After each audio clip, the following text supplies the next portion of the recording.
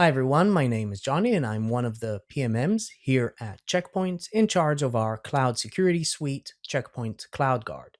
Now, before we start, I just want to clarify that for this presentation, AI stands specifically for Gen AI and not the AI and ML space at large.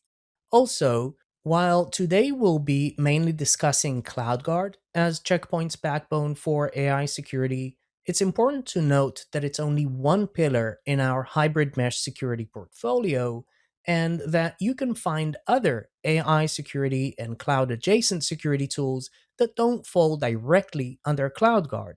In fact, for accuracy's sake, we'll be discussing the interplay between CloudGuard, which includes our web app and API firewall, and our next gen cloud firewall, along with its on prem twin brother, Quantum, as well as our threat exposure management and SASE solutions, all of which together form what you can think of as the hybrid mesh firewall plus plus.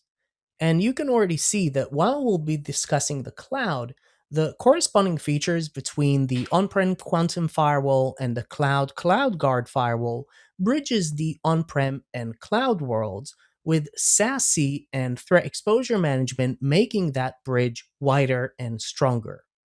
But first, why do we need this hybrid mesh firewall plus plus to begin with?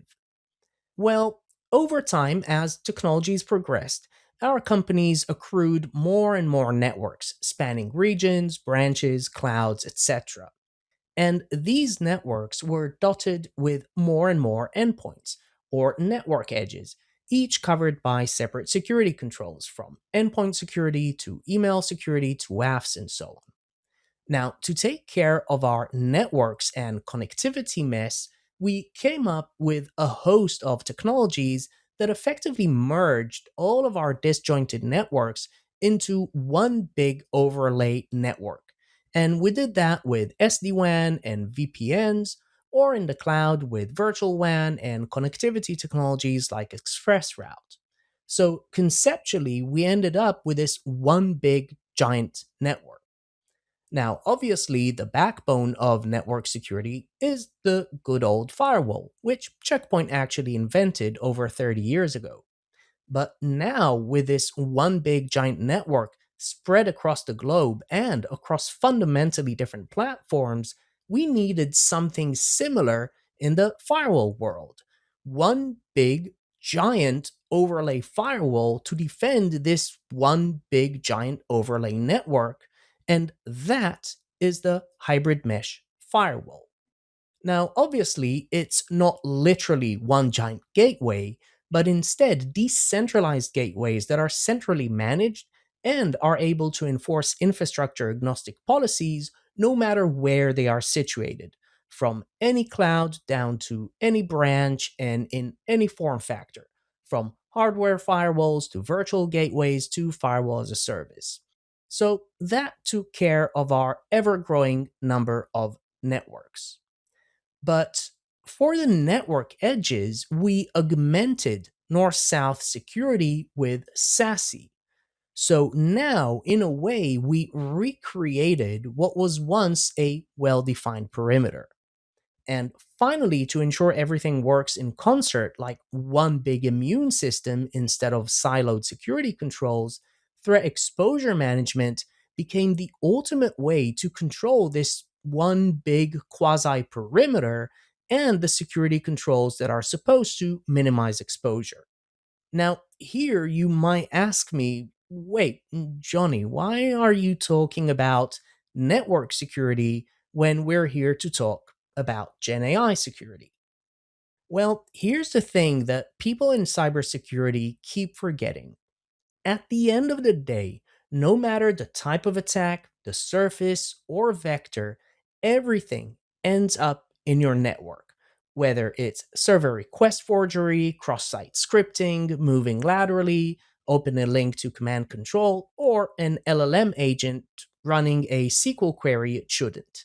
It all, at the end of the day, ends up as packets in your network, which is why it's your hybrid mesh firewall, from the network gateways to your WAF, that is the cornerstone of your security. And finally, it's time to tie it all to Gen AI.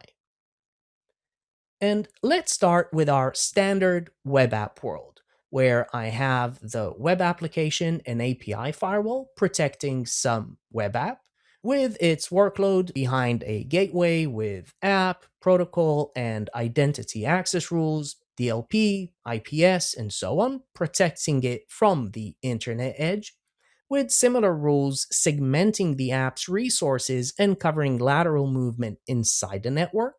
And no less important, at the corporate gateway side, gateways that ensure only the right users can use the right apps or protocols to access assets, extending our back to include things like application control. So I can block certain apps and protocols from accessing assets even if they come from a trusted identity. So, regardless of what apps you have with or without GenAI plugged into them, this is the pattern that will keep you secure. But obviously, once you throw LLMs into the mix, then you suddenly have a whole host of new attack vectors. Now, the good news is that our old pattern still holds. The WAF will block DDoS, enforce your LLM API schema, and stop malicious activity. So your layer 7 is covered.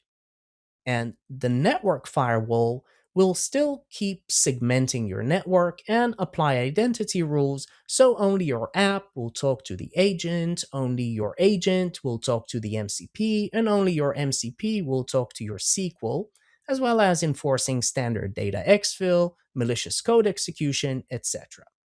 And no less important, with all the CVEs that we see from agentic frameworks, CloudGuard will virtually patch your environment for you.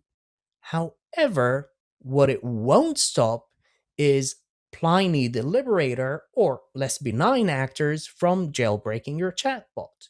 It won't stop your agent from making your MCP server perform SQL injections. And it won't stop your LLM from divulging PII that somehow made its way to your RAG or even fine tuning dataset. Which is why we took our AI powered WAF and made it even more AI powered. Now, in case you don't know, the CloudGuard WAF is not signature based, and instead it learns how your apps and APIs should behave and, in a way, constructs its own signatures on the fly, powered obviously by machine learning and AI, but not of the LLM kind. But now we supercharge CloudGuard WAF with transformer powers to fight GenAI hacks. With bidirectional multi-agent low latency engine with unmatched abilities to block prompt injection, model misuse, and model denial of service, as well as semantic DLP to catch what simpler regex-based pattern matchers can't, and we will also ensure your agents don't have excessive agency or perform unintended or harmful actions. And all of this is now integrated into our WAF. And because all you need to enforce this GenAI defense is a simple API decorator, you can deploy it on that outward looking chatbot, as well as any other non public LLMs you have in your multi agent workflow and the tools they communicate with. But now comes another issue, which brings us back to the old world, but which is actually more acute in this new GenAI world. You see, say I have an internal HR application self hosted in an on prem private cloud. And for obvious reasons, you use Azure for your agents and the MCP and your SQL database that you use for RAG. In other words, you went multi/hybrid cloud. Well, in a traditional setting, if you want to create this cloud spanning segmentation, you're in the realm of multiple gateways from different vendors with a whole host of policies that apply to a list of VNet IPs in your cloud and subnet IPs on prem and URLs and FQDNs and different types of identities across different regions, with additional layers to handle routing intent, resolve external and internal IP conflicts, deploy separate VPNs, etc., etc. But if you go back to the idea of the hybrid mesh firewall, where I have my one big conceptual gateway, you suddenly get to deploy a single policy that works exactly the same everywhere, regardless of form factor, cloud, infrastructure, and so on. So you're configuring only one decentralized gateway, and if you needed VPN across clouds and regions with native integration into virtual WAN and ExpressRoute, and this is crucial, you don't need all the IP mess. So if you look here, notice that there are no IP addresses. It's all tags, objects, and categories. And look at the app control. I'm using names rather than some URL or FQDN. And this isn't for slideshow convenience. This is how we actually set policies in CloudGuard. Now, I don't have a demo for this environment one-to-one, but I have something close enough, so let's give it a go.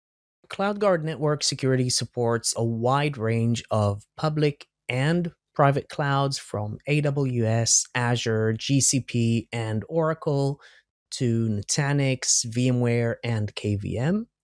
But obviously, it's not enough to support it. You also want to ensure consistency of policies across all these clouds and your on prem. So, say you're an on prem Quantum customer, then you go to the same console that manages your on prem firewall. Now, let's say that your e commerce application is hosted on AWS. So you can create access rules for customers to access the app coming from anywhere and going to AWS to your specific web farm. But instead of access rules to some VPC path, I just use the tags assigned to my web farm as a destination, and then allow HTTP access and HTTPS, of course. And once I allow it, any other protocol will be dropped by default, and with everything tracked in my centralized logs. And because I use tags, whenever you add a server with the same tag, the same rule will apply to it as soon as it's deployed.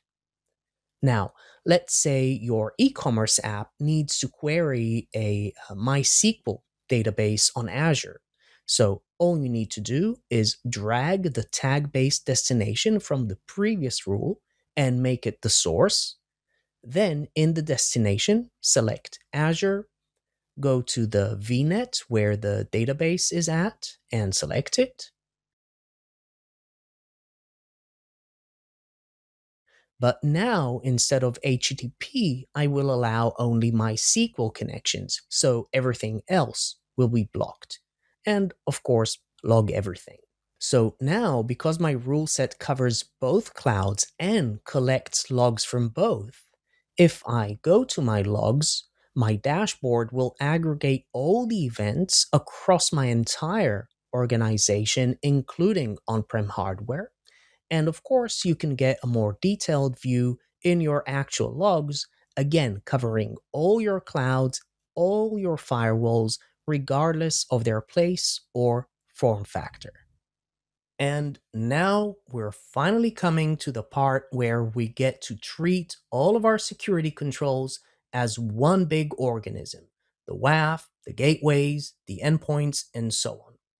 And importantly, as part of Checkpoint's open garden approach, it doesn't have to be Checkpoint products here.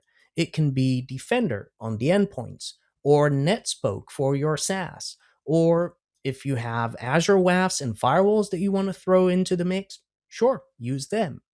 Or even some CNAPP solution like Wiz. Now, since we support over 70 more security solutions, forgive me for not going on and instead showing you how it looks like in real life. And because we're talking about the cloud here, let's take the example for Wiz.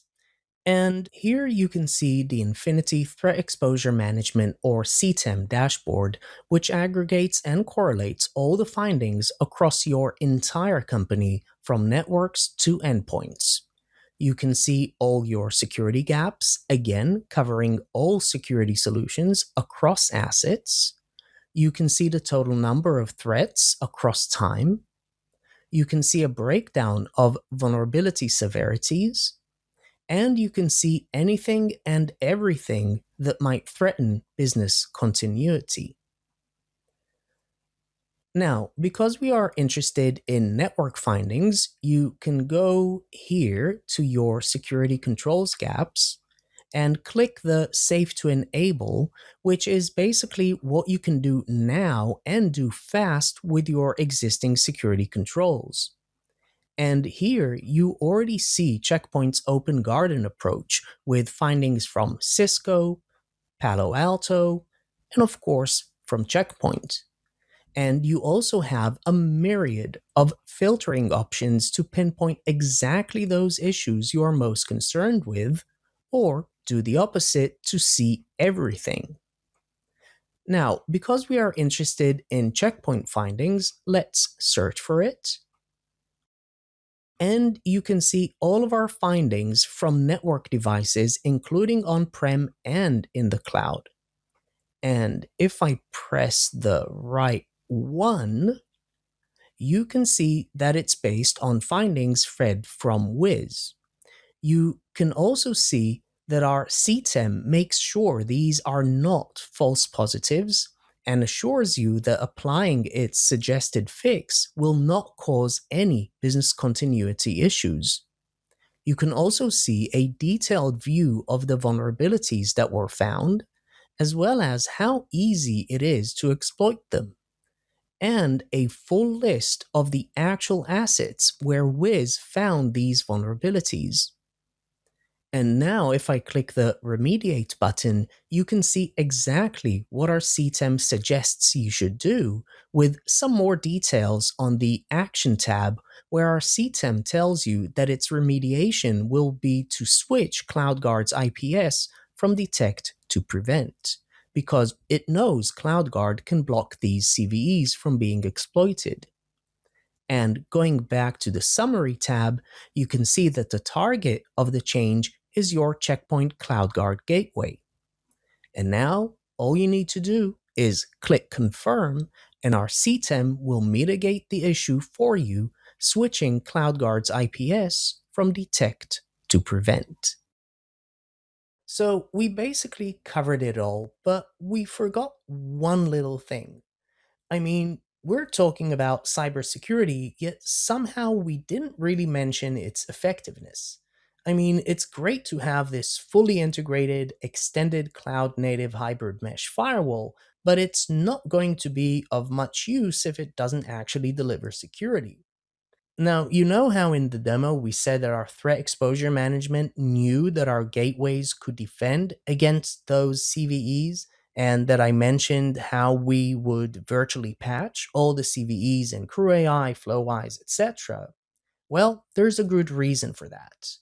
Because with a 100% security effectiveness score given to our cloud firewall by Cyber Ratings compared to a dismal industry average, and with 99.9% of all zero-day plus ones blocked based on Myrcom tests, and with a whole host of 0 days preemptively blocked by our WAF, including the most notorious ones, it's not just your AI that is secure, it's your entire organization across all networks and all network edges, blocking 0 days, evasion techniques, data leaks, and advanced persistent threats, and preventing risks traveling in your packets, APIs, and prompts. And with that, thank you for your time.